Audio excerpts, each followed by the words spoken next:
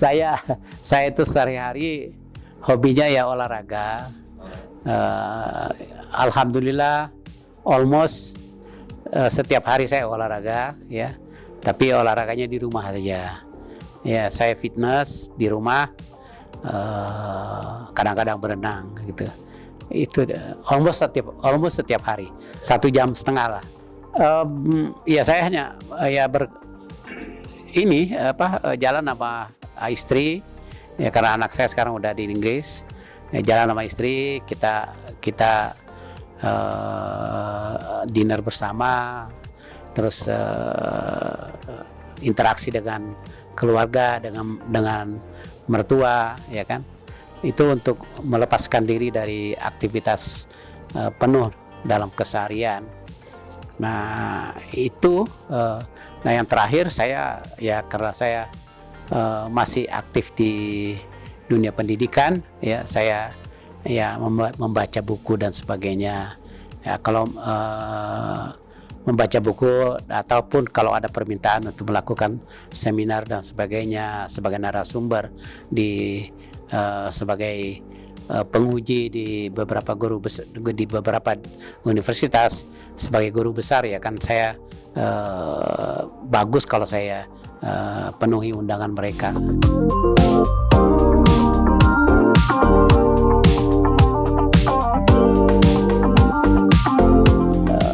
Kalau boleh saya katakan, di partai itu ada kompetisi internal, tetapi kompetisi yang sehat. Nah, saya pikir itu di partai juga memang perlu ada suatu sikap santun, ya, santun dan penuh dengan etika, ya, ada tata keramanya, dan saya pikir itu adalah merupakan bagian daripada cara kita bagaimana untuk bersosialisasi dengan baik. Dan di dunia pendidikan ya tentunya kita diajarkan untuk selalu menambah ilmu, ya kan. Ilmu itu kan juga tidak pernah lepas daripada bagaimana kita mengimplementasikan. Nah, mudah-mudahan di politik itu kita bisa aplikasikan sekaligus. Jadi sebenarnya semakin sering kita menambah ilmu juga akan semakin bermanfaat bagi kehidupan kita di profesi manapun, ya kan, termasuk profesi sebagai politisi. Jadi sangat dibutuhkan sebenarnya.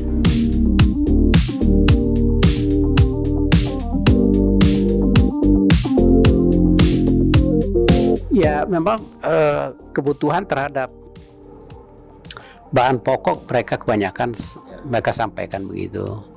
Nah, pada kesempatan yang berbeda, pada kesempatan lain, pada saat saya memiliki kemampuan untuk mengalokasikan sedikit, ya kan, untuk membeli sembako, ya saya membeli sembako untuk saya sampaikan kepada mereka.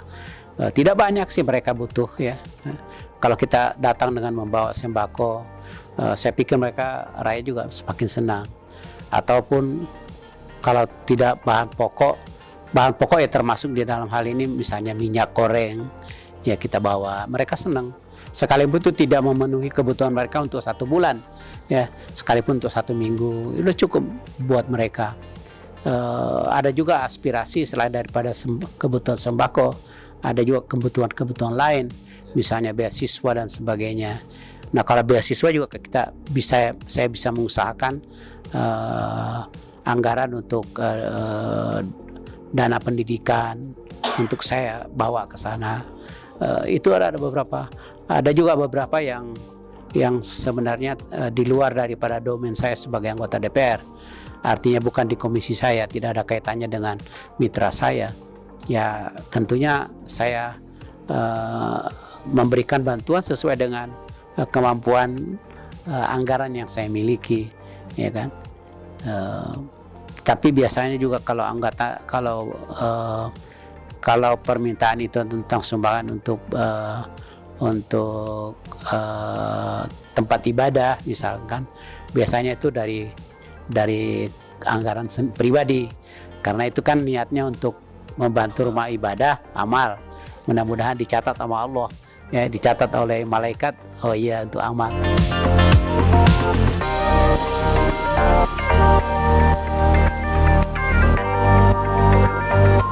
Jadi saya kemarin berkunjung ke Cekoslovakia. Saya 2 hari di sana. Nah, pada saat pulang, saya pikir lebih bagus saya transit di London, ya kan, untuk menengok anak. Anak saya kan sekarang di London, di London School of Economics, ya, di postgraduate di sana. Nah, pada saat sore hari saya datang, besoknya ternyata teragendakan di hari Sabtu, ya, hari Sabtu. Nah, Sabtu dan Minggu itu biasanya memang demo di Inggris. Jadi diperkenakan hanya hari Sabtu dan Minggu. Nah, pada saat saya datang hari Jumat, besoknya Sabtu, ada demo. Saya tanya ada anak saya, demo apa? Tentang Palestina, Save Palestine. Ya udah, boleh ikut nggak? Ikut aja bareng-bareng, saya juga kemarin ikut katanya. Ya udah, ikutlah gitu. Kira-kira itu aja. Ikut. Tertib ya Pak ya? Tertib sekali. Semuanya juga teratur, ya. Pengawasan juga tetap ada dari pihak polisi, dan mereka begitu jam 6 sore langsung bubar, selesai. Ya, tidak ada tindakan kekerasan di sana. Tidak ada demonya tertib. Aparat juga tidak berlebihan. Mereka hanya memblokir tempat-tempat tertentu. Udah, cukup aja gitu.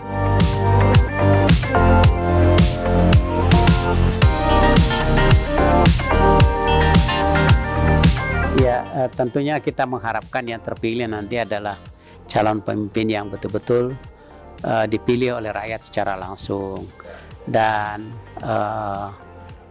apapun hasilnya kita harapkan itu berjalan secara jujur, adil, dan transparan. Kita mendukung bagi yang terpilih, tetapi dengan catatan jujur, adil, dan transparan, ya. Inilah proses demokrasi yang harus kita sepakati bersama. Harapan saya di situ.